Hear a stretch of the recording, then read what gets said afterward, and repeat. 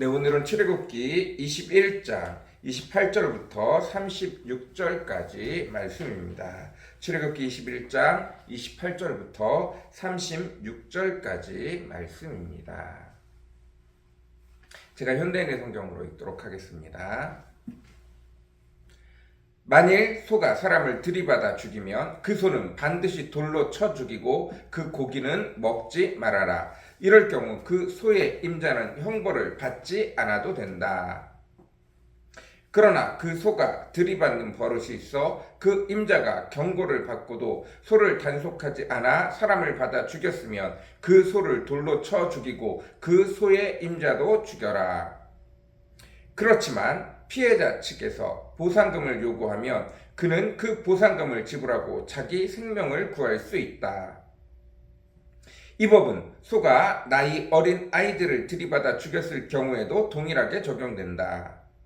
만일 소가 남종이든 여종이든 남의 종을 들이받아 죽이면 소 임자는 그 종의 주인에게 은 약 340g을 주어야 하며 그 소는 돌로 쳐 죽여야 한다. 어떤 사람이 구덩이를 열어두거나 구덩이를 파고 덮지 않아 소나 나귀가 거기 빠지면 그 구덩이 주인은 짐승 임자에게 손해배상을 해야 한다. 이럴 경우 죽은 짐승은 그의 것이다. 어떤 사람의 소가 다른 사람의 소를 들이받아 죽이면 두 사람은 산 소를 팔아 그 값을 반반씩 나누고 죽은 소도 똑같이 나누어라. 그러나 그 소가 본래 들이받는 버릇이 있는 줄을 알고도 소 임자가 소를 단속하지 않았으면 그는 산 소로 그 손해를 배상해 주어야 한다. 이럴 경우 죽은 소는 그의 것이다. 아멘. 예, 오늘 말씀은 출애굽기 21장 28절부터 36절까지 말씀입니다. 짐승 단속법 이렇게 되어져 있습니다. 단순히 짐승 단속법 이렇게 되어져 있는 것이 아니라 내가 관리하는 것으로 어떤 문제가 생겼을 때 그 문제에 대해서 어떻게 대처해야 하는가, 어떻게 해야 하는가에 관련된 내용입니다. 내가 가지고 있는 동물,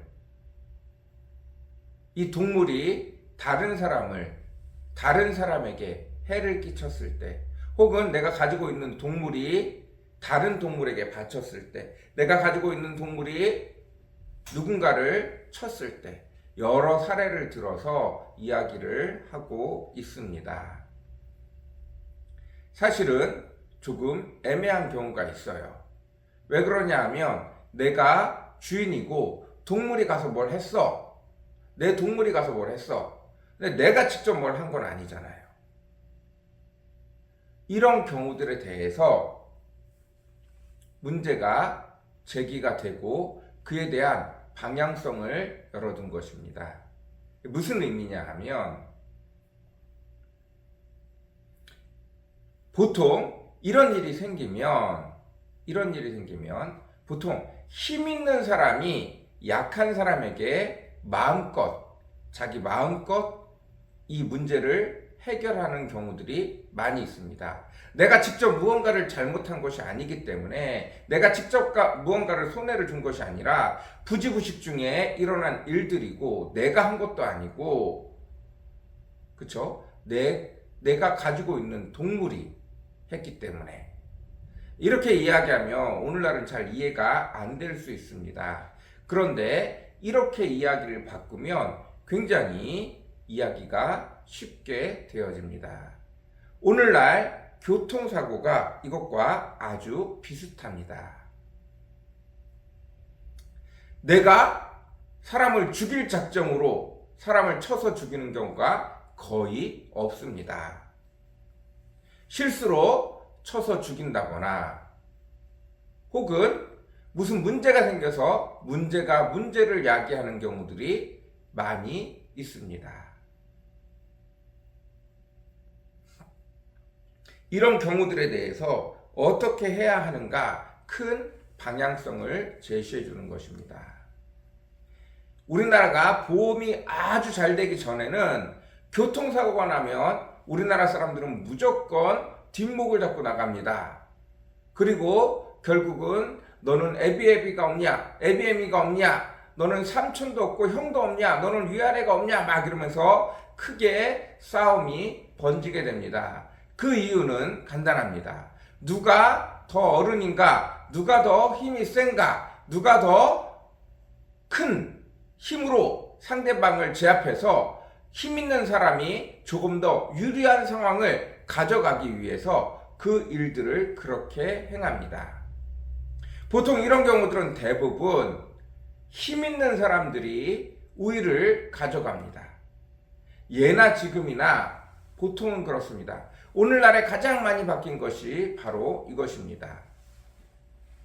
보험사가 등장하면서 모든 것을 법에 맞게 처리함으로 부당하고 서로 얼굴을 붉히며 싸울 일이 사라진 것입니다.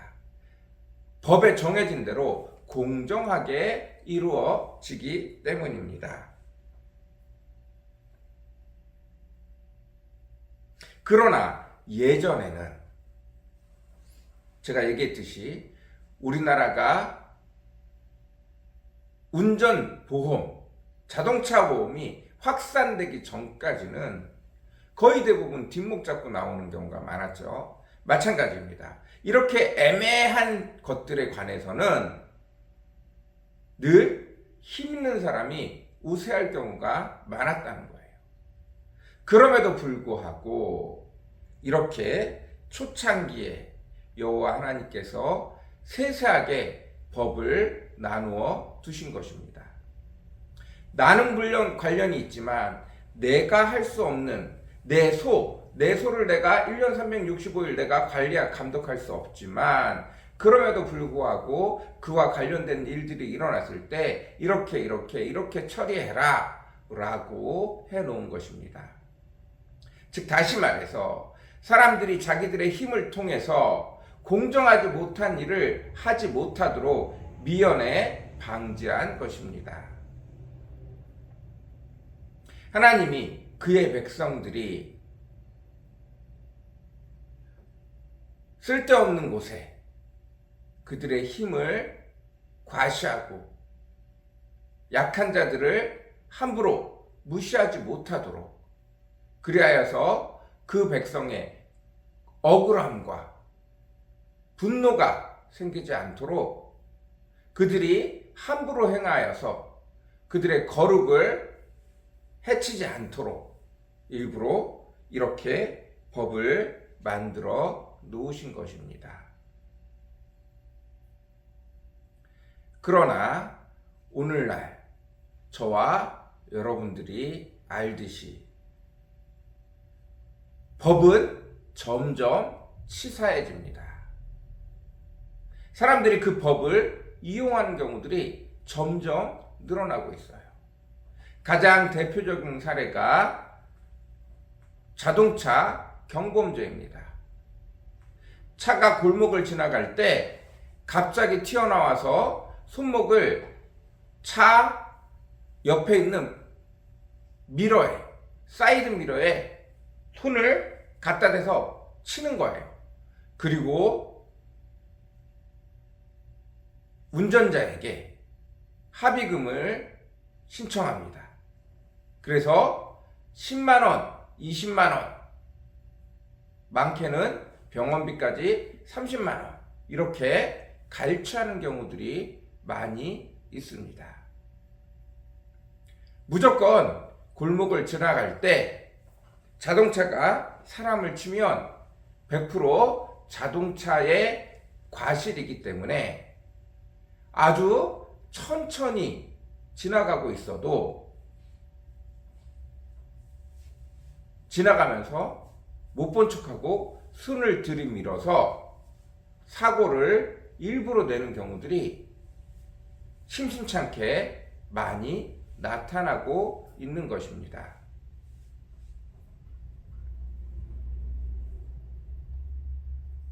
법은 결코 인간을 이롭게 하지 않습니다. 그 법으로 그들을 거룩하게 만들지 못합니다. 여호와 하나님께서 이 법을 주신 건 최소한 그들로 하여금 이 법의 정신을 생각하여 그들이 죄를 짓지 않도록 거룩해지도록 하는 것이지만, 이 법으로서 이것만 지키면 돼 하는 순간 그들은 죄악에 빠질 수밖에 없습니다. 그래서 예수님께서 말씀하십니다. 내 첫 번째 법은 주 너의 하나님을 사랑하고, 두 번째 법은 너의 이웃을 너의 몸과 같이 사랑하라 하신 말씀입니다. 사랑은 지키는 것이 아니라 더해주는 것입니다. 사랑은 피해를 주지 않는 것이 아니라 내 것을 나누어 주는 것을 의미합니다. 이런 마음이 있을 때 비로소 온전히 거룩함을 유지할 수 있습니다. 구약의 법은 예수 그리스도가 오면서 다 폐해지게 되어집니다.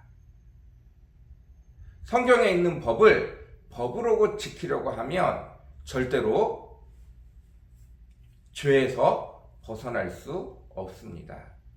예수님이 말씀하신 것처럼 사랑으로 받고 하지 않으면, 성경에 있는 것을 율법으로 지키면 절대로 그 죄에서 벗어날 수가 없어요. 하나님을 사랑하시고 내 이웃을 내 몸과 같이 사랑하실 수 있는 저와 여러분이 되어지시기를 간절히 사모합니다. 오늘도 그 은혜가, 그 축복이 저와 여러분에게 가득 넘치기를 간절히 사모합니다. 같이 기도하겠습니다. 사랑과 은혜가 풍성하시고 거룩하신 주님, 주께서 그의 백성들이 애매한 부분에서 충분히 각자의 힘을 자랑할 수 있는 부분에서 그 부분까지 법으로 만드시며 그의 백성들이 함부로 하지 못하도록, 애매한 곳에서 욕심과 탐심을 부리지 않도록 아버지 하나님께서 법으로 제정해 놓으셨습니다. 그러나 우리가 율법만을 쫓을 때는 절대로 그 율법에서 벗어날 수가 없습니다. 하나님, 온전히 주를 따를 수 있는 저와 우리 성도들 다 되어지도록 하나님을 사랑하고 이웃을 내 몸처럼 사랑할 수 있는 저와 우리 성도들 다 되어지도록 오늘도 축복하여 주옵소서. 오늘도 은혜 베풀어 주시옵소서. 감사합니다. 예수님의 이름으로 간절히 기도드렸습니다. 아멘.